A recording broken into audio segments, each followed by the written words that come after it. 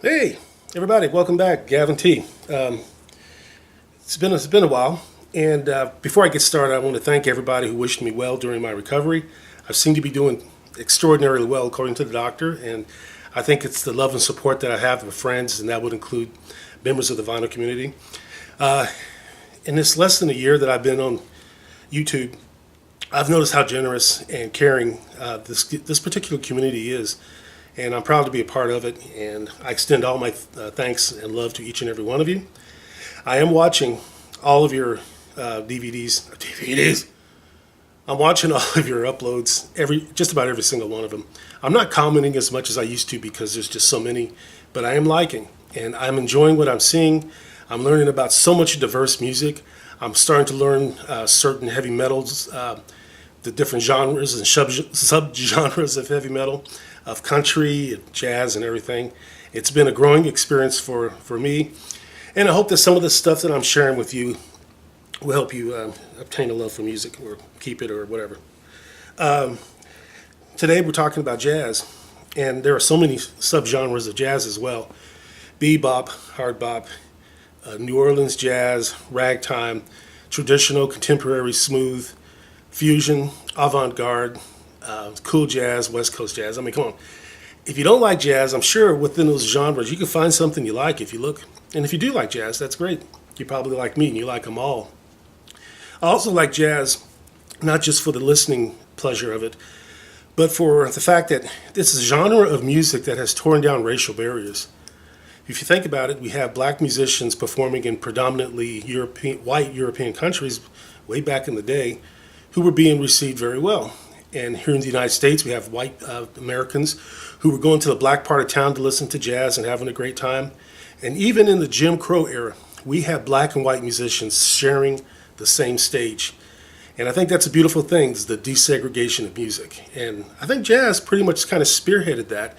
So if you don't like it for the music of it, if you don't like it for the music of it, that's stupid. Appreciate jazz for what it's accomplished. Racial harmony is something I am very, very into. So, as usual, I'm drawing pictures in my car, and I was thinking about listening to some jazz.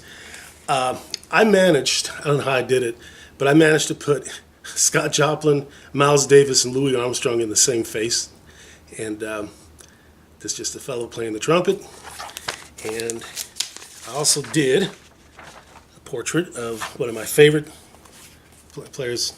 It's not exact likeness, but Dizzy Gillespie. That man, when his cheeks blow out like that, that's a thing of beauty. And I heard that in an interview, they asked him about why his trumpet was bent like that. He said so he can hear the sound quicker. Now, whether he was being tongue-in-cheek, that's a great answer. I don't care if that's true or not. So I love Dizzy. Love all these jazz cats. Now, to get started, as I mentioned before, the integration of music, black and whites on the stage together, segues us into Benny Goodman. This man's a true hero. He was having black musicians performing on stage with white musicians. There's some controversy about not if he did, but when he did. But that's splitting hairs. The man's a hero. This album is called Swing in the Spring, and it has an advertisement for Texaco.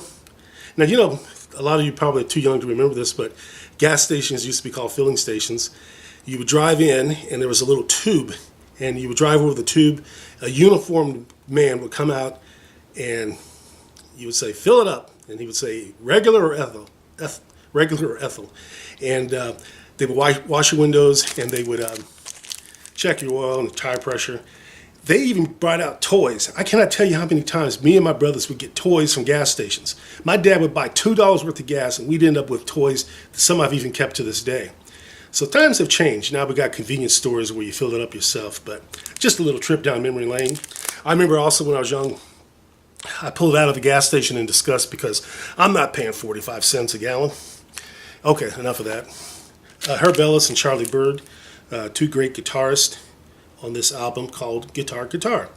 Appropriately named, contains some wonderful samba pieces on it. Excuse me. Lester Young was a beautiful individual, superb sax player. He was called the Prez given that nickname by a woman who he nicknamed Lady Day.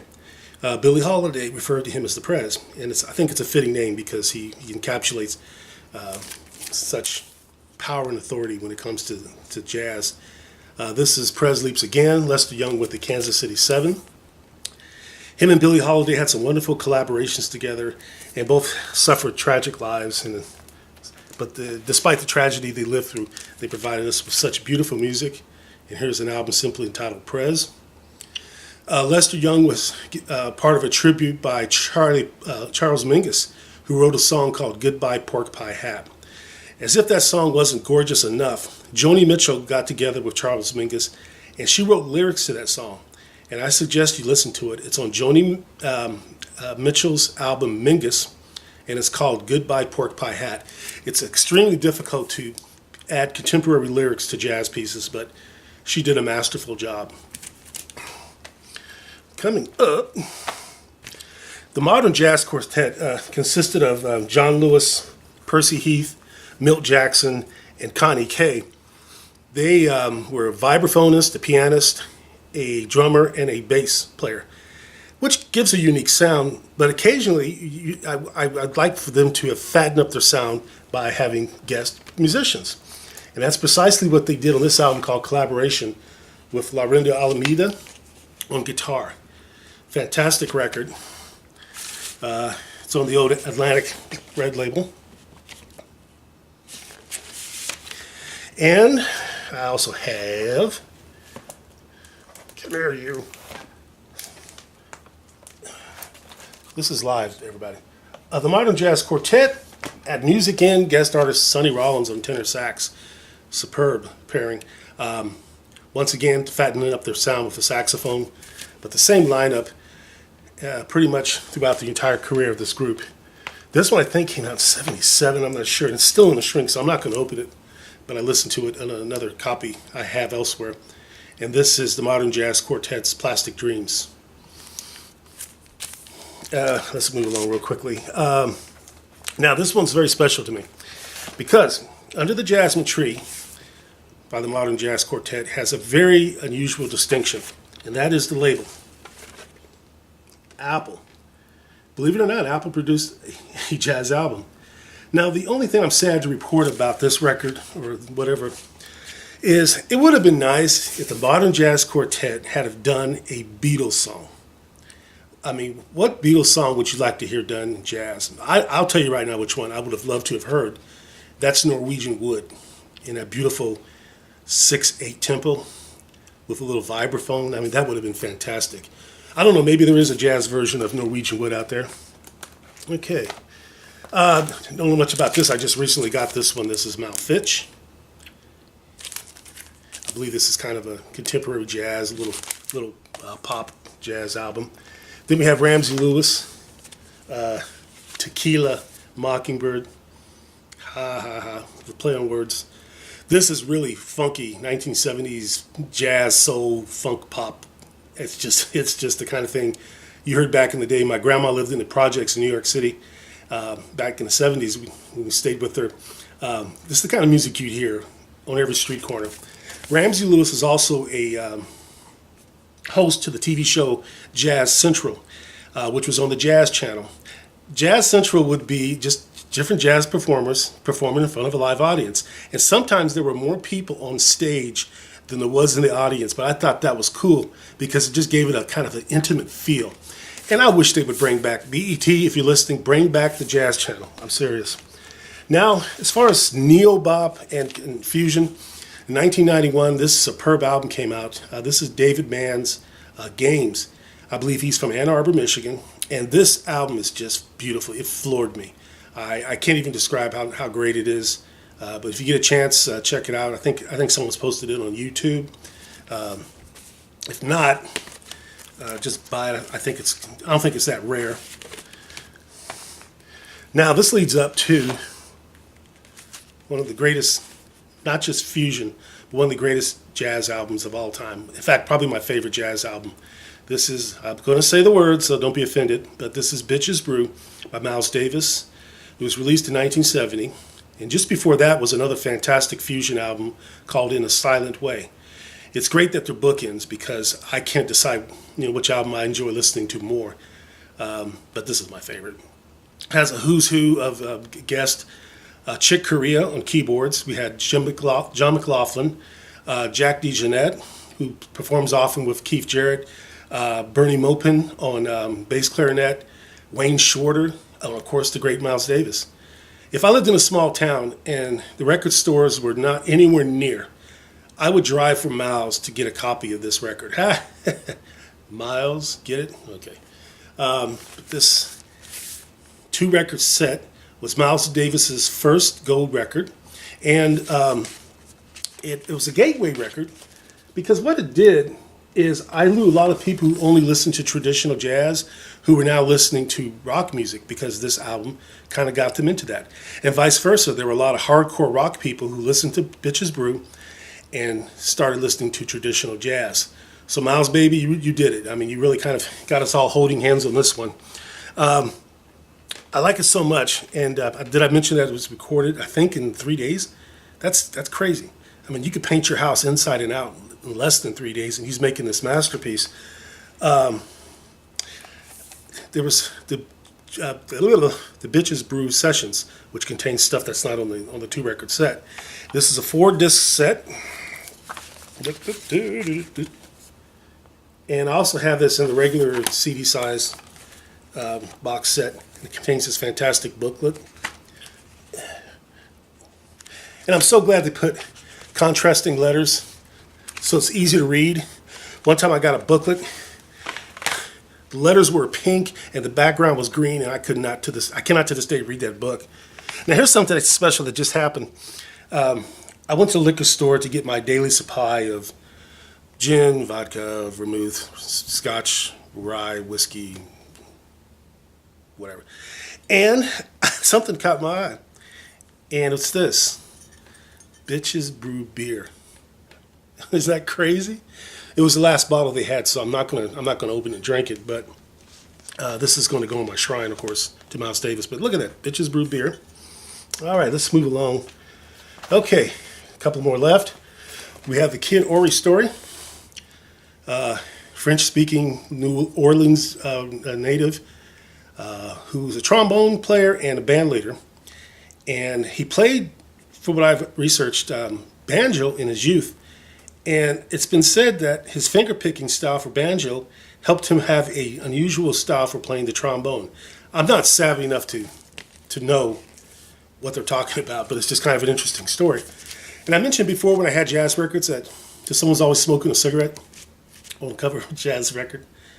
And I have a little quiz we're going to take real quick. Which one of these discontinued brands of non-filter cigarettes do you think my boy Kid Ory smoked? You know they were non-filtered because back in the day that's all they had. And you can tell when somebody's smoking a non-filter cigarette because they're always doing that. My grandpa used to do that.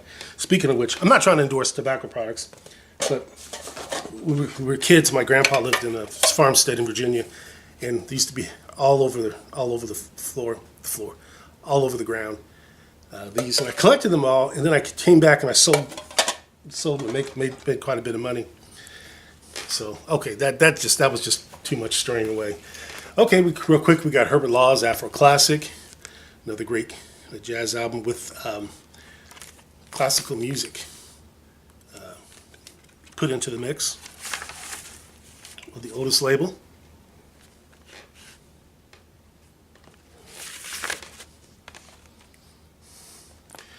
Chick Corea, Return to Forever, fantastic fusion album. I believe Stanley Clarke became a mainstay on the bass with this group. But the beauty and the success of this, not just with Chick Corea's keyboard playing, was the vocals of Flora Purim. I believe she's from Brazil, and she sings like, oh my God, just knock your socks off. But Return to Forever, great fusion group started by Chick Corea. Alrighty, a couple more. George Benson's Shape of Things to Come, 1968. A lot of people said he was influenced by Wes Montgomery, which may be true because what guitarist is not influenced by Wes Montgomery? But George Benson has a style of his own. Remember the Dire Straits song, Sultans of Swing, where it talks about Guitar George? And that he's strictly rhythm. He doesn't want to make it cry or scream, referring to his guitar. George Benson makes his guitar cry and scream and yelp in such a beautiful way. The guitarist almost becomes a vocalist. So there's also some organ and flute thrown in the mix. And when I first bought this years ago, I was naively believing that this was the Yardbirds song, Shape of Things. Now that would be cool to hear a jazz version of Shape of Things by the Yardbirds. And finally we have great standard jazz album. This is Frank Sinatra's Try a Little Tenderness. And there you go. There's a cigarette. There's a cigarette. And you notice that jazz musicians have 4 different poses with the cigarette. There's the pose with Kid Ory lighting the cigarette. And then there's Frank Sinatra holding the cigarette. And sometimes you'll see the musician blowing smoke into the air for a dramatic effect. And then we have the one where the people would have the cigarette in their hand and they would have a pensive expression on their face like this.